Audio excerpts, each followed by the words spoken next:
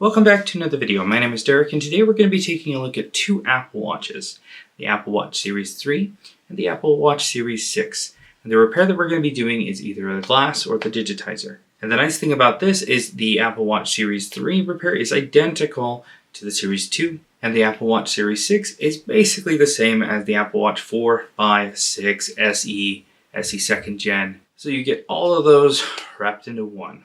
So let's get started.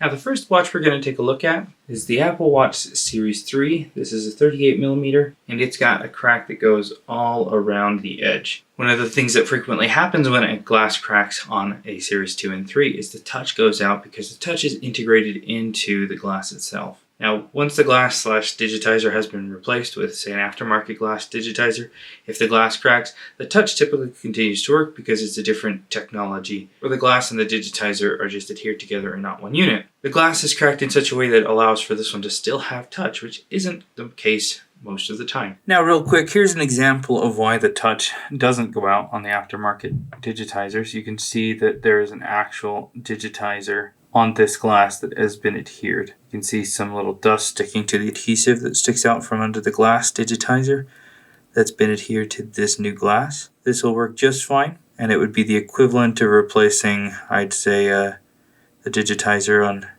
really anything with an aftermarket digitizer. You'd never know unless you did the repair. If you're not very precise with the way you do things, you might actually end up damaging it. So let's go under some magnification and take a look at this one. Alright, so we can see that we've got a crack that starts here, kind of works its way around the edge, down to the bottom, the dent in the frame right there. The crack continues and ends up there. So this entire side is totally fine. And as you can see, there is no issues with the display anywhere, no dead pixels or anything like that. So first, we're going to go ahead and power this off. I'm going to get out the curved screen disassembler. This curved screen disassembler tool got a really fine, flexible edge to it. We'll push that down in on the side, give it a little bit of prying tension. And then here I've got an even thinner piece of OCA protector that I can use in combination to go in and insert it on top of the Force Touch gasket. And now I've got the plastic in there. I'm able to slide up the edge and slice away the glass from the Force Touch. A lot of people by mistake end up in the layers of it, and it's a relatively easy component to replace. However, it does mean that you have to adhere it and wait till it is adhered to re-adhere the screen, so it's just waiting time I don't want to have to deal with. You also have to be careful with any tool that you use, even plastic, to go in because you could damage the cables for the display. Alright, now the screen is off. The watch looks really good on the inside. Take my tweezers, go in under the sticker here and pry it up. And we'll do the same on the other two. And then we'll flip up the latches one by one. And then we can gently grab the flex cables and slide them out of the connectors, just like that. Now this glass edge looks like it's just falling away, still held on by the adhesive. That came away in one big chunk. Alright, now I'm going to take some snips and very carefully I'm going to come in at the corner and we're going to squeeze down and crack the glass. This is just the way that I've done it for years. And what happens a lot of the time when you do that is, look at this crack that just appeared. Goes down along the edge all the way down to the bottom, and now I've got the rest of the edge completely off, exposing the edge of the display that was under that lip so that I can cut away this display without issue. Now, one big tech tip here is I'm actually going to take an OCA sheet and I'm going to carefully go in and I'm going to start the cutting process under the edge of the display here. I'm going to see the layer of OCA and I'm going to start to slice into it just a little bit. This will help guarantee that when I start cutting, I don't accidentally clip the polarizer. Polarizers on this are extremely difficult to replace, and they never end up the same. We'll also need to fold back the Digitizer Flex cable, so we will have to peel up this copper black sticker here in order to do that. If this isn't the copper one, then it's going to be just the metallic one. This helps ground these 3 plates together. For static distribution, when you touch your watch with your finger as you're walking across the carpet, for example, you need it everywhere. These watches need to remove that static build up in your body so it doesn't affect the electronics, so they ground everything wherever they can. Alright, the next one we're going to take a look at is this Series 6. This is a 44mm, and as you can see, it is severely cracked everywhere. The touch still works perfectly everywhere. There's no issues. I don't see any delamination. There might be some scratches on the Digitizer, but I think we're going to be able to get the glass off with no problem. So like the previous watch, let's go under some magnification. Alright, here we've got the Series 6, and you can see how shattered it is. If you ever see kind of glinting areas like that, it could be signs of Digitizer delamination, but I'm not seeing any right now. That's just the way the glass shattered. The way I like to start these ones is I will carefully take some tweezers, and we're going to pick at the shards of glass that are kind of loose, and we're going to separate them from the gasket. There isn't a force touch sensor on this model, but there is a gasket that I like to keep intact if possible, because I would prefer not having to adhere another one. It may not save me a little time to do it that way, but I prefer leaving that part original. And then when we run into these bigger shards, it's possible that you can lift them off. You want to be very careful not to pull too hard if there's a lot of OCA holding them down, because then you can delaminate the Digitizer. And if you pull too fast, you can also pull up the gasket. But if you go slow enough, you'll be able to pop it off just fine. And I'll work around the edge, just carefully picking at each shard that will want to come out, creating extra spaces for me to potentially go in with the plastic sheet to fully remove the display from the frame without damaging it. And I'll just continue to do this all the way around the edge. Once I'm satisfied with the glass removal, I'm going to come in with the plastic sheet and slowly insert it into the edge, and we'll slice down the edge, trying not to damage the display. And we'll slide down past the shards. Sometimes the plastic gets chewed up quite a bit from running into different shards, so you'll learn with time how to navigate those. I'm going to switch directions here because I've kind of run into an area where I think I'm going to have too much trouble trying to go back the other way. When the glass shards cover up part of the display, you can always use some isopropyl alcohol to help release the OCA from the glass shards. You put it in a flux bottle with the needle tip. You'll be able to drip and drop individual drops of alcohol into those cracks, and it'll help you lift them. And then the display will start to come off once you've got it to that point, and we'll go over to the heat plate to help us remove the flex from the back of the display, as it's adhered in a very different way from the Series 3. Now before we continue, if you'd like to see a glass-only repair on, say, an Apple Watch Series 9, which basically covers the 7, 8, and 9 process, like the video and comment down below. Now back to the video.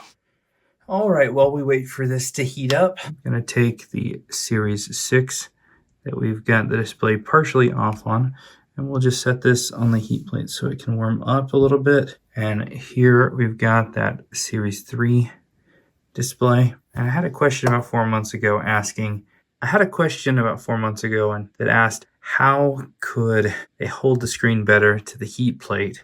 That they have seen someone use OCA on a new glass with OCA for like an iPhone, and that works. But my preferred method is packing tape, but not just any packing tape. It has to be this long-lasting 3M Scotch tape. It withstands the temperature of this, where other packing tapes just fall apart under that type of temperature. So what I'll do is I'll get a piece, line it up with the edge that I'm going to be starting on. Make sure there's no big bubbles. And we'll take this guy, the old one, and we'll put on our new screen that we're going to be working on. And I've isolated these 9 holes. The other holes are covered up by packing tape, as you can tell. And then we could engage the suction. And this is what I do to secure it better. Apart from the suction, I'm going to take a piece of tape. And this is from the previous one. I like to reuse these edge pieces. and I tape it down to the edge of the machine. And we'll do the same with this one. I can take this last one that I did, and I can add it to the trophies of the other Apple Watches that I've fixed. So you can see that this isn't something that I do only now and then. I don't know anyone that's fixed more watches than me. All right, we'll take this watch and we'll see if we can slowly peel the flex cable and that grounder cable away. A combination between the heat and a few drops of isopropyl alcohol right onto the flexes really loosens it up. The alcohol alone isn't enough, and the heat alone doesn't seem to be enough typically. We'll keep peeling that off until we're all the way up to the connectors, and then we'll peel back the stickers, and then we'll flip up the flaps, and sometimes the stickers just tear. That's okay if that happens, and we can pull out of the flex. Now this next part can be very tricky. I engage the suction, so hopefully you can hear me. And I'm going to add some drops of isopropyl alcohol so we can pop up the digitizer flex easily, and get out some cutting wire, and we'll go under the plastic, and that'll guide the wire right into the right spot, and we can start to cut, basically sawing through the OCA layer between the display and the glass, and then it'll come off. And while it's still warm, I like to gently roll off the OCA that's left behind. And I actually prefer there being more OCA on it because it prevents the polarizer from potentially getting scratched by the wire or glass of shard or shards of glass. And just work the OCA all the way down to one side. Be very gentle with the display because you can still damage it at any point. If you bend it, flex it, there's a shard of glass maybe in the OCA, you could compress it into it. There's a whole lot of things that can go wrong. So now that I've got pretty much all of the OCA off of there, it's just left with residue and smudges. We can clean that off. But first, let's do the same thing with this glass.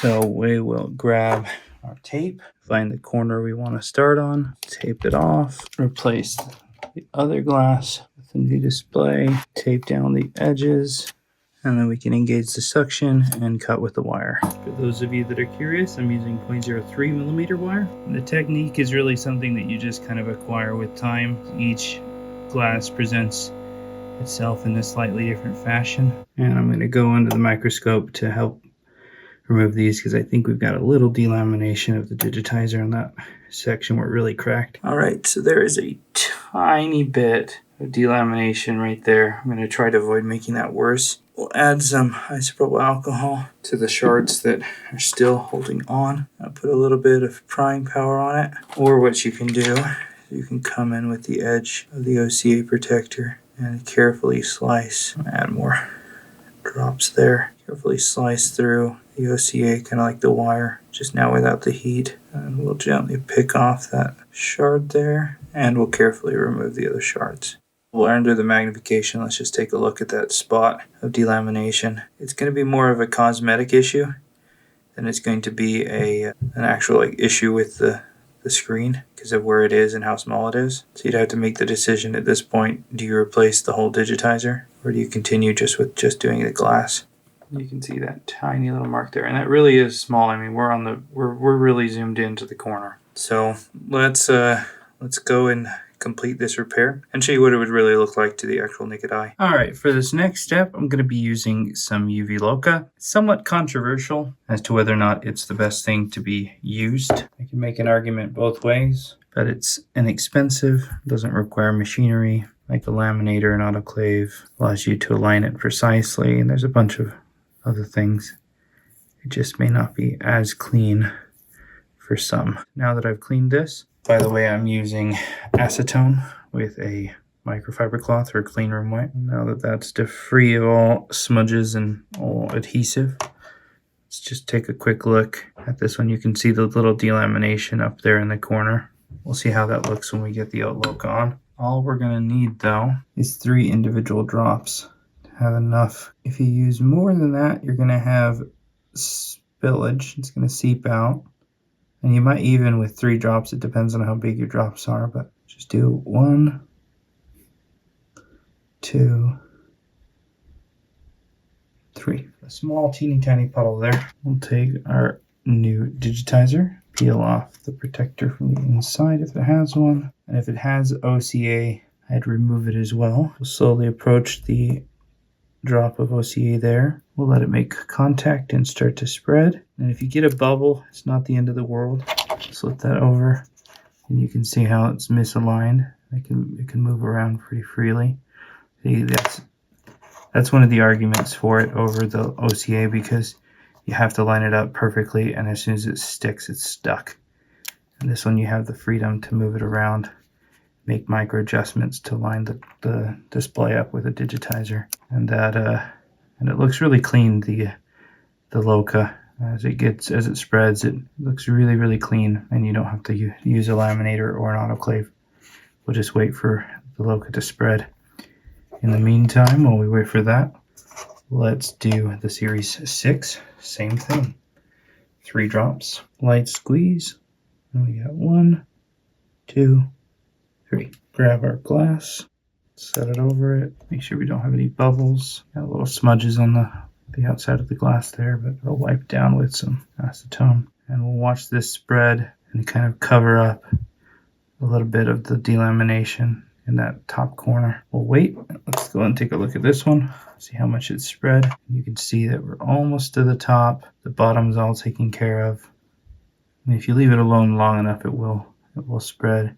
You can also squeeze gently to kind of force the Loca to move quicker. We're actually going to slide the display up on the inside there, and we'll line this up and cure it with UV light.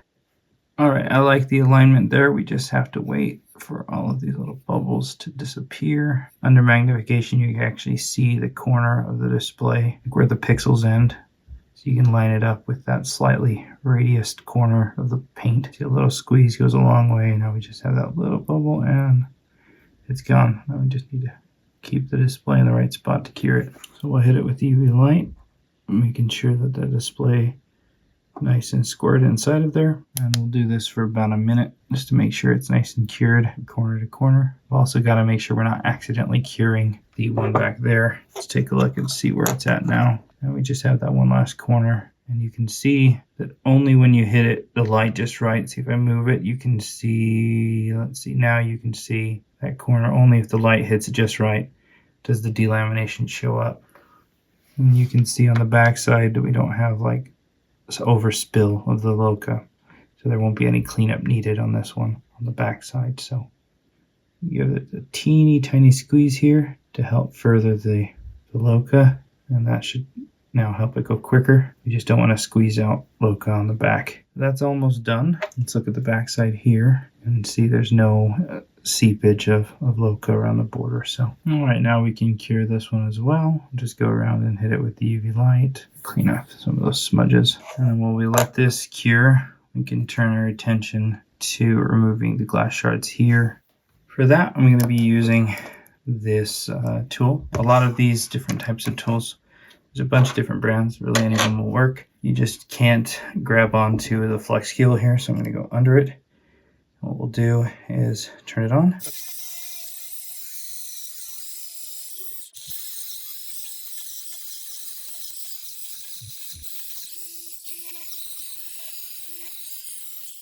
You can see that it picks up the adhesive, but also can get under those shards if you do it just right. And it also has to be the really thin one in order to do that. But you'll see what it can do here. This would take 10 minutes to clean by hand. And this will work on iPhones, iPads, help you clean up those frames real quick. Last step to polish this up, we'll take some acetone as well. We'll just go around and really clean out the groove along the edge. Clean off all of the residue so that the new adhesive has a really good chance of bonding. We'll put a little double-sided tape on the back of the new Digitizer Flex, and we'll gently push it down in alignment with the other connectors. And let's go connect it up to the watch. All right, we'll slide in the connectors into the ZIF connectors there, making sure we push them all the way inside. And we can click down the little flap. All right, now that those three are in it and everything is clicked down nice and tight, you can go ahead and try to turn it on. Hit the power button, get our Apple logo. It's a good sign we didn't break it. There's no lines running through the display. And these do take a minute to boot up, so while we wait for that, we'll go and connect up this one. Same thing with these ones. There's just 2 instead of 3. On the Series 4, 5 SE, SE 2nd Gen, you have 3 connectors. push those all the way in, click down the little levers, and let's see. So we'll hold down the power button here. We got the Apple logo, and it's a race to see which one boots first. This one. Maybe I was wrong. That one vibrated. Never mind. This one, oh, they almost tied. You can see we've got full touch everywhere, especially up in that corner where we have the little bit of actually it's in this corner, delamination. The way to test the touch, I like to do is just drag the power, make sure everywhere it doesn't release the little slider corner to corner. That's good. And let's test the touch here as well. We've got touch with this new digitizer. And again, go to power it off. Test the touch everywhere. We're good. All right. My favorite way to adhere it is using some cold press adhesive. I like these blue tip nozzles because it allows me to pipe out a nice and precise amount as I zip around the perimeter. And one thing you can do to have a slightly better bond is use some 3M primer. Really any adhesives, even cold press, it'll help it bond better. If you use 3M primer on both the screen sides, the glass, and the gasket. Make sure all of the metal antennas line up and everything, and then we can compress this one on down. We'll take the acetone wipe, and we'll clean up any excess. This watch, apart from the little bit of delamination, is looking brand new. Here we go. There are all sorts of methods for clamping these down. This is my preferred method. I just take a rubber band, and I go around to make sure it's nice and tight. This equalizes the amount of pressure that's being applied everywhere from the glass to the frame, and we get a really good seal. And then we'll do the same with the Series 3, piping out the exact amount that we need along the border. We'll line up the little antenna and push it on down. And with acetone, we'll clean up the edge. Grab a rubber band and stick it around. And that's both watches all fixed and ready to go. If you have any questions, leave them in the comments below. Now I have this Series 9 here that's also broken. And the process, although there are some similarities, it is different. Let me know in the form of a like or a comment whether or not you want to see that process. Thanks a ton for watching. We'll see you in the next video.